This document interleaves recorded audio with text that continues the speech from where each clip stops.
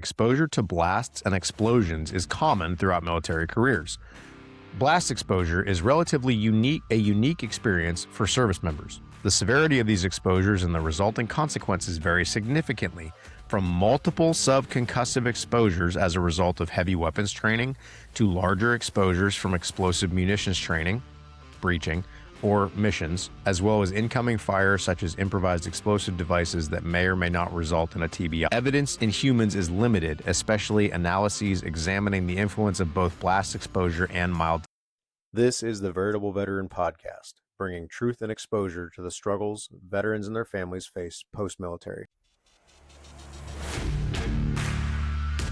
Depression, anger, PTSD, suicide,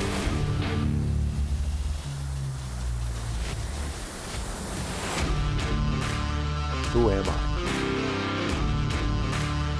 What do I do now?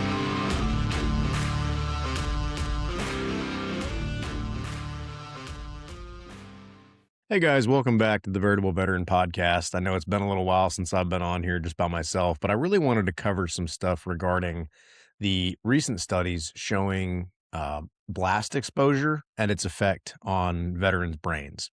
So I posted a couple of videos kind of giving a little bit of an introduction to the research that's been going on and just kind of talking about how these injuries that are being caused to veterans' brains are not readily visible on standard medical scans like MRIs or underneath like a regular electron microscope when they're doing like post-mortem brain scans of like, scanning brain tissue and stuff like that. These injuries, they're not readily visible. It takes a lot of digging. It takes a lot of technology. And it takes someone who's looking for something specific to be able to identify these injuries and these anomalies in these guys' brains and girls. But what I'm trying to say is it's not easy to find this. But just because it's not easy to find it doesn't mean it's not there. Okay, so there's a lot of veterans that have these different issues like brain fog or fatigue or just cognitive, I want to say almost like slowing, where there's just their brain is just slower and they're not able to process things as quickly. They're not able to focus as well.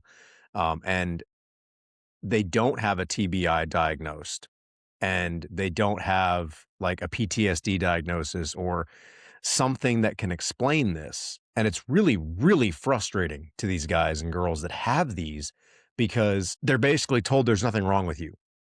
And they're like, okay, then explain why I'm having all these symptoms and these problems. And they're like, well, we can't. It must be, I don't, they just kind of get blown off by the VA and these other doctors.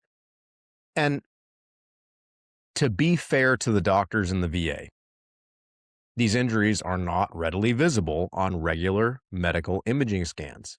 So when they do, like I had a TBI scan back in 2017, beginning of 2017, right before I got out of the Marine Corps. And I was found not to have a TBI. I thought I did.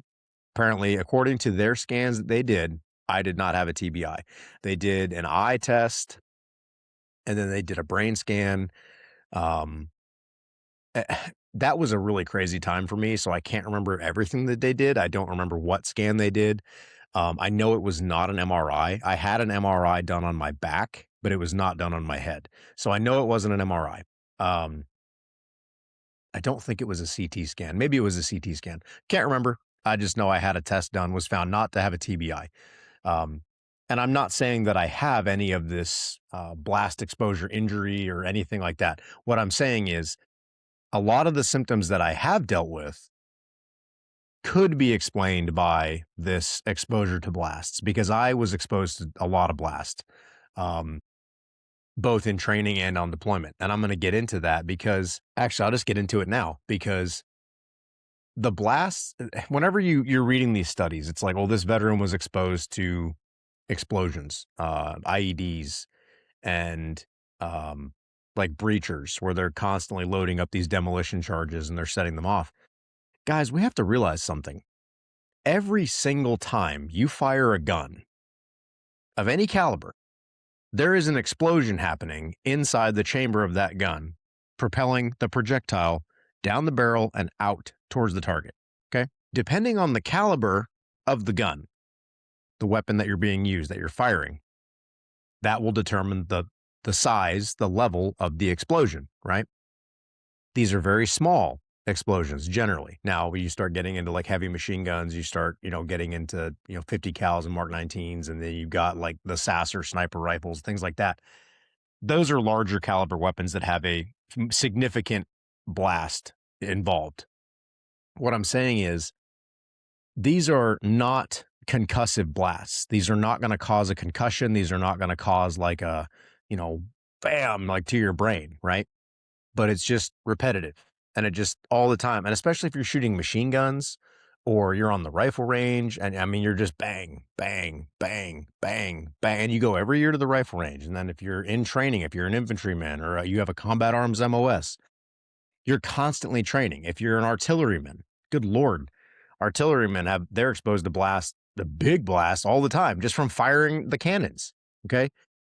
Rockets, when we're shooting rocket launchers, the Law, the SMA, the AT-4, the Carl Gustav, all these different things that the military uses, these different weapons, they are powered by a miniature explosion. Okay. It is a blast that is happening near your head. Now, if you're shooting a pistol, it's a little bit further away, but again, still an explosion, still a blast, still near your body. Okay. Over time, that is doing damage to your body and to your brain. Now, is that significant enough to actually affect you? I can't say. What I am saying is we need to look at this more because, again, it's like, I'm not saying that you shouldn't join the military and you shouldn't shoot guns. I'm not saying that. What I am saying is if you were in the military or if you have been around a job where you fire weapons a lot and you start noticing these things, these different symptoms that we're going to get into when I go through the studies, if you're experiencing that, you may want to start considering the fact that you may have this underlying invisible brain damage that is causing these physiological symptoms. But we have to stop downplaying the fact that the military is a dangerous job and it has inherent risks that go beyond just getting shot at and getting blown up. There's obviously all these other risks and, training, and you're driving vehicles and you're flying in helicopters and planes and all this stuff too. But I'm talking about just the repetitive subconcussive blasts of training, setting off demolition charges, firing rockets, firing machine guns, firing artillery cannons, firing mortars, all this stuff. It adds up, and it's almost like scarring and scar tissue, because they found in some of these studies that there was enlarged areas of the brain that it's either through inflammation or scarring that is causing the brain to expand in size.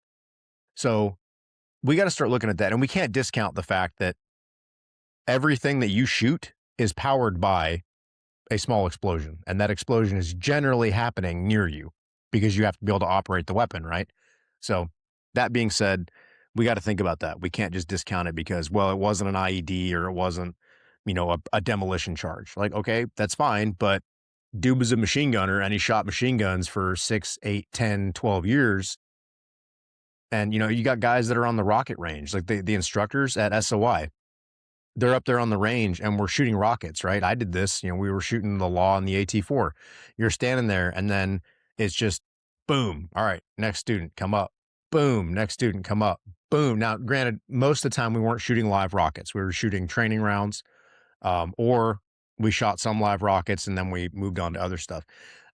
So when we were on the small range at the assaultman course that I went to, those instructors for the assaultman, they're up there all day long. And every student fires, I think, two small rounds, live small rounds. And that's the shoulder launched multi-purpose assault weapon. I think it's the rocket launcher the Marine Corps uses, the reloadable rocket launcher. It's not the Carl Gustav, it's the SMA. If you don't know what it is, look it up. It's a reloadable, reusable rocket launcher. And they're up there all day long. And I was up there just a couple times when I went through the training, and my head was just pounding from just the concussion of just the rounds going off over and over and over and over. And I wasn't even standing next to it. And these dudes are up there all day long and they're like, oh, it's fine. No, it isn't fine. If you're saying it's fine, that means your brain has built up like calluses, like on your hands. You got calluses from weightlifting and stuff and like, working out and grabbing things, carrying things. You have these calluses, right? So it doesn't hurt as much. Calluses in your brain are probably not a good thing. Okay. So your brain is used to the abuse and it's just like, no, it's fine. Not fine. But again, neither here nor there. What I'm saying is it's not just IEDs and incoming enemy fire and demolition charges. There's a lot of things that we do that involve explosions, and it is repetitive, and it has got to be affecting these guys' brains, either active duty or veterans. So what I want to go through the first here is in this is sciencealert.com. And this was published in Radiology, I believe is what it was. The research was published in Radiology, but if you go to sciencealert.com, and I'll put the links to these articles in the show notes. This was published on April 12th, 2025. And the title of this is Hidden Abnormalities Discovered in the Brains of Elite Soldiers. Elite soldiers, because apparently the only people that are exposed to blasts are special forces guys. And, it's really frustrating to me that the regular combat arms MOS soldiers and Marines get completely neglected and forgotten when it comes to like studies and things. Because they're like, oh, we need to study all these special forces guys. Like, okay, Marines and soldiers, like just straight grunts, did this stuff all the time and probably have just as much damage, if not more damage, because they did it all the time. It wasn't just a deploy for 3 months and then come home and then deploy for a month and then come home. It was like deploy for 7 months, do this all the time, come home, then jump right back into training where they're going through the same repeated blast exposure, sometimes probably more than when they're deployed. Then they deploy, they go through it again, then they come back. And it's just a constant cycle of, 4+ years. So just if you're not a special forces guy and you think you have this, it's possible that you do. You don't have to be special forces to have blast injuries. Repeated exposure to shock waves in the line of military duty can leave lasting impressions on the brain and may affect its functionality, even if the changes don't appear in standard brain scans. If you saw my video, I basically read this article on the video, but I'm going to go through it again here. Researchers from Harvard Medical School led an investigation on U.S. Special Operations Forces to get a better idea of how trauma from bomb blasts can increase the risk of TBI over the long term. Compared to healthy controls and those with low levels of blast exposure, service members with records of high blast exposure showed noticeable differences in functional connectivity, how different regions of the brain communicate and work together. Those differences in functional connectivity appeared in tandem with symptoms of higher severity on neuropsychological tests. The tests were configured to look for issues previously linked to TBIs in military personnel. This is Andrea Diachasi, I think is how you say her name. Again, Miss Andrea, if you're hearing this and I butchered your name, I apologize.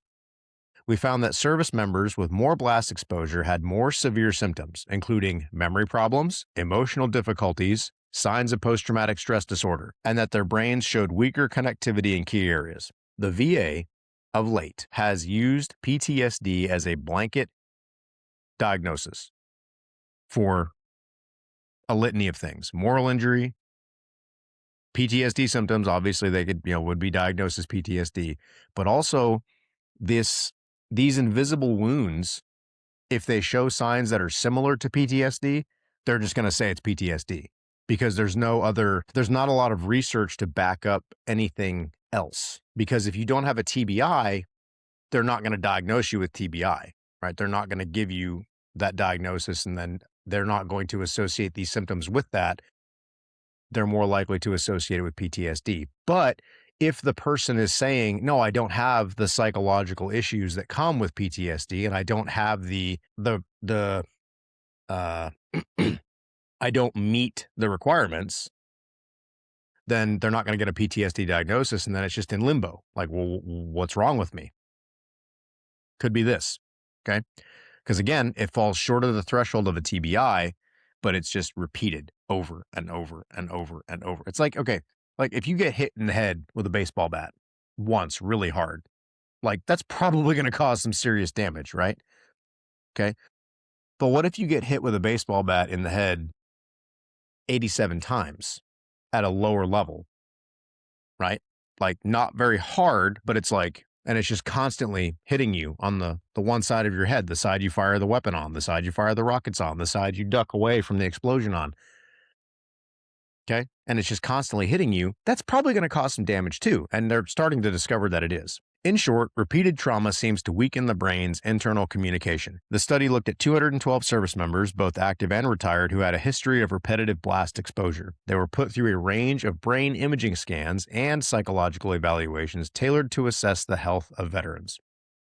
In particular, the researchers searched for evidence of invisible injuries that don't show up on normal magnetic resonance imaging scans, MRIs. These kinds of brain impacts are often overlooked, making it difficult for researchers to match physical alterations in the brain with mental health problems. Okay, so if you're having mental health problems that you cannot explain, it could be due to the fact that they are unable to match your mental health problems with the physical alterations in your brain because they're having a hard time seeing it. To detect these issues, the MRI analysis was conducted at a higher level of detail and combined with statistical models. So they have to turn the resolution all the way up to be able to see this. Maybe not all the way, but they got to turn it up really high. The findings were so clear, the team used them to develop a predictive model that could spot a brain exposed to high blast levels with 73% accuracy.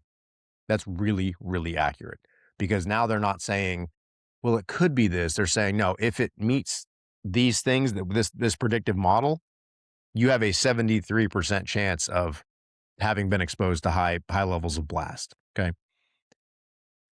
We also noticed certain brain regions were actually larger in more exposed individuals, which could reflect long-term tissue changes like scarring. Like I said, the affected regions were larger in some of them. Okay. These aren't injuries you can always see with the naked eye, which you can't, obviously. Anyway, they're saying on like a regular MRI, but they are real, and now we can start measuring them. Researchers are confident that the approaches used in their study apply to other causes of brain injuries, such as in contact sports or the result of serious accidents at work. I don't know that I've ever shared this on my podcast. Back in 2022, my youngest son was born. Okay, it's actually his birthday today. He's turning 4. So happy birthday. He was born, and I was off work, and he was in the NICU. He was born at 26 weeks and 6 days, I think is what it was. He was very premature, 2 pounds, 11 ounces. Itty bitty little guy. I mean, super tiny, looked like a shriveled little old man. He was the cutest thing, but he looked like a shriveled little old man because he just hadn't grown into his skin yet, and he was just tiny. He was in the NICU for 65 days, about an hour and a half away from where we live. He was in Dallas, and we had to drive. We got to stay there at the hospital, but all that being said, during that time when I wasn't at the hospital, I was working on building a pen in our backyard. We were looking at possibly getting a cow. We were going to raise it for meat, and then we were going to slaughter it and have, a full cow to put in our freezer. I was working on that with my dad, and I was using a T-post driver, and I'm, clanking this thing down on the T-post, and I got a little too aggressive, and I went up too high, and I hit the top of the T-post, and the T-post driver came down on my head. Now, I don't know if you can see it right there. I got a nice dent in my head. Okay. I hit myself in the head really, really, really hard. Okay. If I didn't have a TBI from the military, I probably have one now because I did not knock myself out, but I needed several staples and it was a mess. But it's not just being in the military and having blast exposure. This can also be a result of accidents at work or contact sports like football and boxing, MMA, things like that. So, little personal story there. I straight domed myself with that T-post driver. It hurt so bad. That was really painful. Okay. The study also succeeded in providing a more comprehensive map of how trauma leads to brain connectivity changes, and from there to clinical symptoms, potentially opening up routes for improved assessments and treatments. That's what we want, is being able to say, okay, we found this in your brain. This injury can be correlated to these symptoms. They can be connected. And that way we can start saying, okay, that's why you're dealing with this. That's why you're dealing with that. That's what we want. The findings reveal that even when the brain looks normal, it might still be carrying hidden signs of trauma, and now we have tools to detect them. This opens the door for earlier detection, better treatment, and a deeper understanding of how repeated trauma affects the brain over time. So that was the study done by Harvard Medical School, and it was led looks like, well, the only neuroradiologist named was Andrea Diachasi. Another study that was done, let's see, I'm over on the National Library of Medicine, the National Institute of Health, PubMed. Again, the links to this will be in the show notes. This was done March 18th of 2026, so less than a month ago. The objective in this study, this is accelerated epigenetic aging in veterans exposed to blast. Okay, so accelerated epigenetic aging. That means just aging in your brain and body. They're saying the objective to this was to study whether or not being exposed to blasts can age your body, your brain and your body faster than somebody who is not. So the objective of this to determine whether lifetime blast exposure severity is independently associated with accelerated biological aging amongst post 9/11 veterans. Participants, they had 114 post 9/11 combat veterans. They were, again, they have all the data in here. It's 43 plus or minus 9.6 years, 88.6% male. So they had mostly male veterans who completed clinical interviews and provided whole blood DNA samples. Let's see. The main measures: lifetime blast exposure severity, post-traumatic stress disorder diagnosis, and mild traumatic brain injury history. And these are all done on different scales that they have, that they were able to assess whether or not they had these things. Were assessed with clinical interviews. Biological aging was measured using Dunedin pace. Now, Dunedin pace is an epigenetic biomarker of the pace of aging derived from whole blood DNA methylation data. They take a blood DNA sample and they're able, using this Dunedin pace, Dunedin, and then all caps PACE is what it's called. It's a test to show how fast you're biologically aging. Okay. So they use that to see if the blast exposure, PTSD, and mild traumatic brain injury were accelerating that.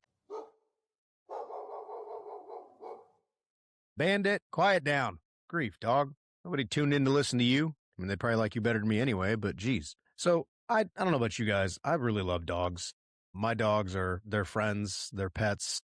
But to some people, dogs can really make a huge difference, especially when you go through a company like Guardian Angel Medical Service Dogs. Guardian Angel Medical Service Dogs is a nonprofit dedicated to empowering veterans and first responders and other individuals with disabilities by providing highly trained service dogs that help people regain independence and improve their quality of life. These service dogs are trained to assist with all kinds of things from PTSD to traumatic brain injury to mobility challenges and seizure and diabetic disorders and even hearing impairments. So these dogs they just change people's lives. And if you are in need of a dog or you feel like you could use one, go to Guardian Angel Medical Service Dogs and click on the apply for a dog tab and just see if you're even a good fit for one. Also, if you want to donate to assist in the training and housing and feeding and supplying of these dogs, go to Guardian Angel Medical Service Dogs and go to the monthly Paw Prints Club. Your donation enables these critical mission operations such as veterinary care, housing, food, professional training, constant communication with the disabled individuals before, during, and after matching them with a service dog, and continued support throughout the service dog's life, including training and veterinary assistance long after they've received the dog. So, if you guys want to make a difference in veterans' lives, this is a great way to know that your money is being used in that way, and your gift can make a life changing impact. And remember, together, we can unleash the power to heal. Let's see. Hierarchical linear regression tested additive and interactive effects of blast exposure, PTSD, and TBI, adjusting for demographic and technical covariates. Results: greater blast exposure severity was significantly associated with faster Dunedin pace scores, indicating accelerated biological aging. Mild TBI history was also independently associated with faster aging, whereas PTSD diagnosis was not. So, blast exposure severely, I'm sorry, significantly, hold on, where did it go? I'm sorry. Greater blast exposure was significantly associated with faster Dunedin pace scores, indicating accelerated biological aging. Okay. Mild TBI also independently associated with faster aging. PTSD was not. A PTSD diagnosis did not indicate faster biological aging in the same way. So the psychological effects from PTSD are not accelerating your aging process. However, blast exposure and TBIs are, even mild TBIs. Conclusions: lifetime blast exposure severity was independently associated with accelerated epigenetic aging in post 9/11 veterans, even after accounting for PTSD and TBI. These findings suggest that blast exposure may promote biological aging processes, contributing to long-term health decline.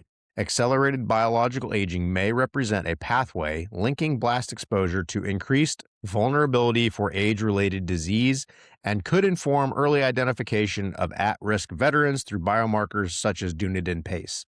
So, if you're able to get a test done, say you were exposed to high levels of blast like I was and other, veterans, other people that have served, you could get a test done, this Dunedin pace test, to look at the rate of your biological aging, and they could tell you, yeah, you're at risk for these age-related diseases, like getting age-related diseases earlier in life, because your body and you may only be 40 years old, but you may be getting diseases commonly associated with somebody who's like 60 plus, because the blast exposure and mild TBI is accelerating your aging. So I hope that makes sense. If you start having these issues earlier in life that generally are connected to someone who's older, physically, like, decades older than you, you may want to look at this and say, hey, I was exposed to a lot of blasts. Is it possible that my biological aging, my biological clock is ahead or accelerated from where it should be? And hopefully they can do this test. I don't know how much these tests are. I don't know how difficult it is to get these tests done. I'd like to think that, maybe we could get it done at the VA, but probably not going to happen until there's more research. This came out in March of 2026. Things move very slowly in the scientific community this is a peer-reviewed study. This is, again, published on PubMed. It's National Library of Medicine from the National Institute of Health. There are several other articles that are posted with this. There's different references. This is a very in-depth study. So that's good, because now that this has been shown to be correlated, and I think they've even established causation at this point, they're saying if you were exposed to blast, it's significantly connected to accelerated aging. So that's good. That's good for us veterans that have been exposed to that, because then we can sit there and say, well, I was exposed to this, and if I was exposed to this, it shows, in their studies, again, significantly associated with faster aging. So that needs to be talked about. That needs to be brought up. Another tool for your toolbox. There's another article that I read, and I'm going to find it. There it is. The functional connectome and long-term symptom presentation associated with mild traumatic brain injury and blast exposure in combat veterans. This was in December of 2024. This was a very long article and a very technical article, and I was having a hard time following along with it. So I took some screenshots regarding the parts that I felt mattered. So again, this is the functional connectome and long-term symptom presentation associated with mild traumatic brain injury and blast exposure in combat veterans. The abstract on the other study was about this long. This one is that long. So that tells you, and like when you click on if you go to on PubMed, if you want to see the full article, you have to go to, so if you're on PubMed and you want to read this, if you just, feel like punishing yourself and reading some mind numbing material, or if you're interested in this stuff like I am, you go to PubMed and the article will be, I'm going to list this article in the, the show notes as well. Functional connectome and long-term symptom presentation associated with mild TBI and blast exposure. It's going to say the abstract. You're going to scroll down to the almost all the way to the bottom, and it says at the bottom, it says link out more resources, and then it says full text sources. And on this one, it's a typon, ATYPON. Click on that. It's going to open a new tab, and this is going to give you the entire article, and it is long. Okay. And it has all the charts, all the data, all the information they collected, how it compares to everything, all the sources, all the references, all of it. So if you want to read that, have at it, because it is a lot. I was reading it last night and I was literally falling asleep reading it because it was long.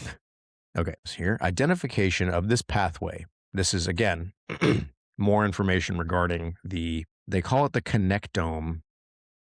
Basically what that is just connectivity in the brain, and long-term symptom presentation. This study was done on 181 Iraq and Afghanistan combat exposed veterans, approximately 9.4 years after deployment. So after when they would have been exposed. So this is not like one of those tests that you had done like immediately after returning from deployment. I had to have one done. I don't know if you guys did. And it was done like a week after you got home. You had to go do this, take the same test you took before you deployed because they're trying to, look for injuries. This is like 9 years later on average. Okay. Identification of this pathway highlights that both TBI and PTSD can lead to the development of similar symptom outcomes. However, the mechanism leading to those symptoms differs across conditions. These results imply that the relationship between deployment-related TBI and symptom presentation does not always represent a psychological effect. Rather, changes in brain function specific to individuals with deployment-related TBI history can result in increased symptom prevalence and severity. They're talking about physiological symptoms. And we're going to talk a little bit about the operator syndrome that has been put out pretty recently and I'll get you the author's name in a minute. He was a doctor at the VA, and he wrote a book that was shunned by the VA, which, I mean, shouldn't be too surprising because they didn't agree with his findings, but he's right. These findings should not be interpreted to suggest that PTSD has no biological basis. Instead, these results demonstrate a brain-based mechanism of action that differentiates deployment-related TBI and blast exposure from PTSD. Of note, many differences in brain structure and function have been identified between individuals with and without PTSD. So you don't have to have PTSD to have these physiological responses. So if you don't have a PTSD diagnosis, but you're having these physiological symptoms, it could be because of this, not because of PTSD or like severe TBI. It could also be a mild TBI. Several of these differences have been shown to be present prior to the onset of PTSD, representing risk factors for developing the disorder. Other references may be a result of chronic elevated stress levels associated with PTSD rather than the causes of that stress.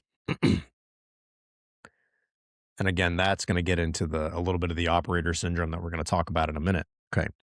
Our results suggest that the relationship between blast exposure, brain function, and symptom outcomes extends beyond blast events that result in TBI. This is the point that I wanted to talk about because they talk a little bit about the subconcussive blasts that we go through all the time in training. Although primary blast TBI had the most robust relationship to symptom outcomes, blast severity was similarly and uniquely related to symptom outcomes beyond the effects of TBI. This indicates that non-concussive blast exposure, small blasts, non-concussive blast, small blasts, may still result in chronic symptoms through a neurological pathway. Overall, these results highlight that blast exposure severity, including resulting in TBI, is an important factor to consider when examining symptom outcomes in combat exposed veterans and service members.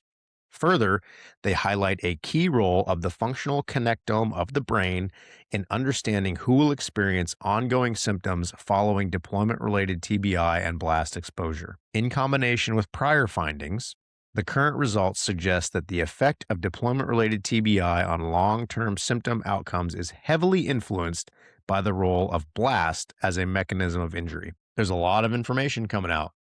And again, this was in 2024. As far as medical and psychological information, that's like yesterday. The stuff from March, like last month, is basically like this morning when you're talking about timelines. Like that just came out.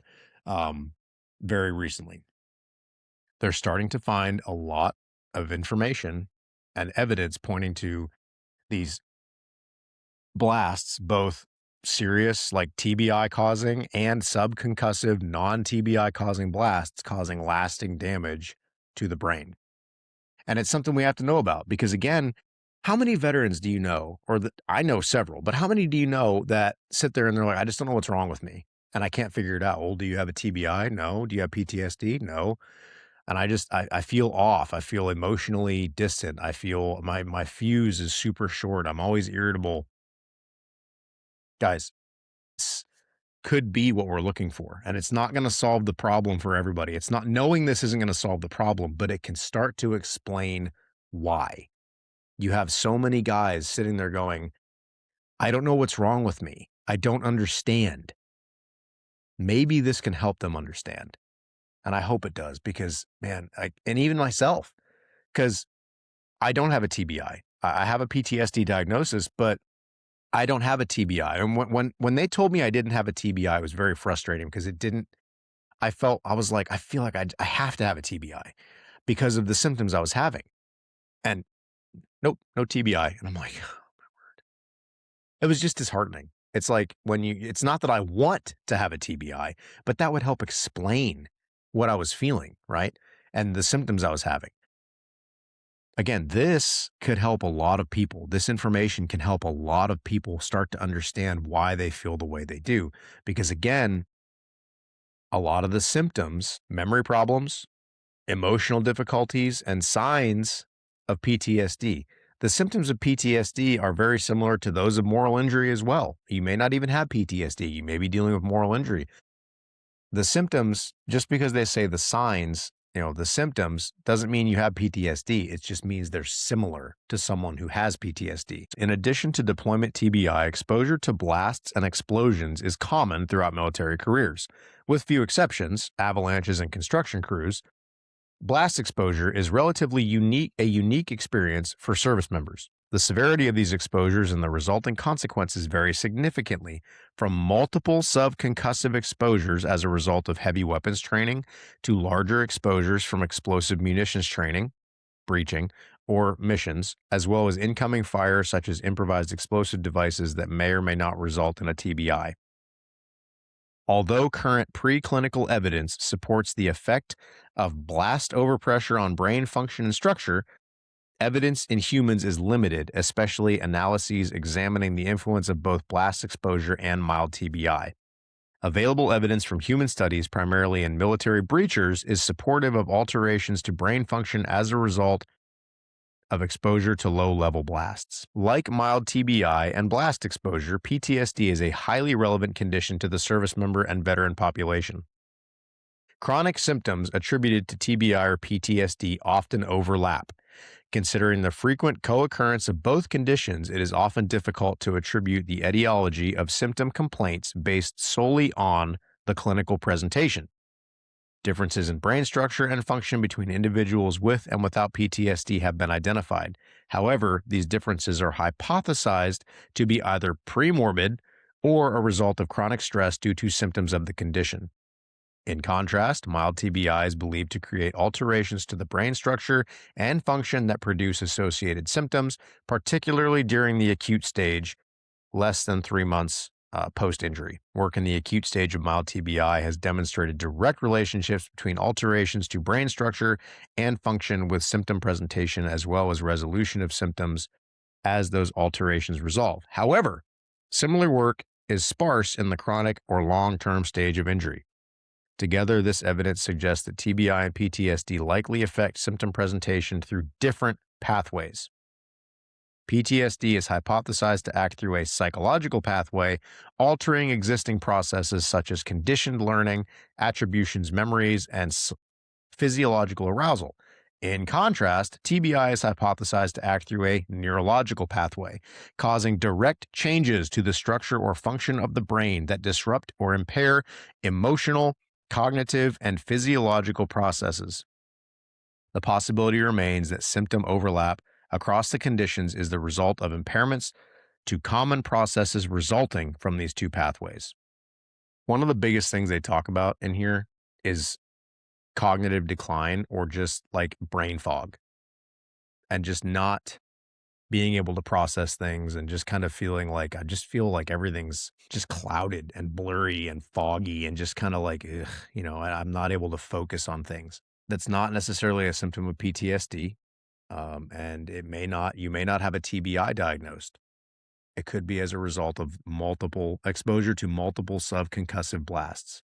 And by multiple, I mean, it could be like hundreds, over the course of a military career. It's something to look out for, and it's something to talk about, because it's very possible that this is causing the problems that a lot of veterans are dealing with. And that's why I wanted to talk about it, because I feel like I could be dealing with some of it. And I know if I'm dealing with it, there's other people that are as well. Operator syndrome. Let's talk about that. Let's see. Well, here we go. The unseen toll of elite military service. Because again, it doesn't affect anybody but elite operators, right? It's so frustrating to me, because it's like regular infantry guys get crapped on all the time. Like, well, you didn't actually do it. You were just a grunt. Yeah, okay, right. Got it. Operator syndrome is a recently recognized condition describing the unique and complex constellation of medical, psychological, social, and existential challenges faced by military special operations forces. First introduced by Dr. Christopher Frueh, Frueh. Again, sir, I apologize. I'm having a hard time pronouncing your name. And colleagues in 2020. The term captures what traditional diagnoses like PTSD alone cannot: the full spectrum toll of sustained, high performance, high trauma military careers. Right. And the only people that experience that are special operators, I guess. Not saying they don't, but I'm saying this may probably include other people as well, like regular infantry guys, combat arms MOS guys, medics, things like that.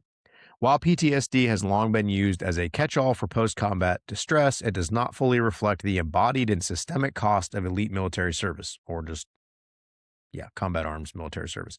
As a growing number of veterans transition to civilian life, understanding and addressing operator syndrome has become a public health priority and a moral imperative. Okay. He published his paper in, was it 2020? Yeah. In 2020, he published his first paper. He published his book in 2024. They coined the term operator syndrome. And basically, it's like the stress, the blast exposure, the PTSD, the TBIs, all of it combined into one giant diagnosis called operator syndrome, where and they're finding that this doesn't just apply to military people; it also applies to guys in the firefighters and police officers, paramedics, first responders, things like that. Guys that live in that high stress environment, and it's just starting to affect their brains. And I don't have a whole lot of information on this, but what I'm saying is I'm pointing this out because there's more to this. It's not just PTSD. It's not just TBI. It's not just blast exposure. And it's not just stress. It's all of it coming together. So you may not have a PTSD diagnosis, you may not have a TBI diagnosis, but you dealt with all the stress and you dealt with all of the subconcussive blasts that could result in a mild TBI or even an invisible TBI, or I'm sorry, not TBI, an invisible brain injury that they haven't been able to diagnose as of yet. Okay. So just because you haven't received an official diagnosis from a doctor does not mean that your brain has not been affected by what you did and what you experienced and what you were exposed to. Also, look at all the chemicals we were exposed to. The burn pits, the vaccines we got, the cocktail of medicines that we were injected with, right? And now they're talking about the stuff that's in our MREs and the food that we were eating and the food that we ate when we were overseas and the fumes we were breathing in and the dust exposure and all this stuff combines into just a giant jumble of BS that we have to deal with. Okay.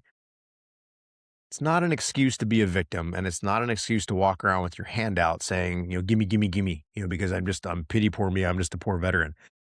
But it can start to help explain a lot of the symptoms we're dealing with.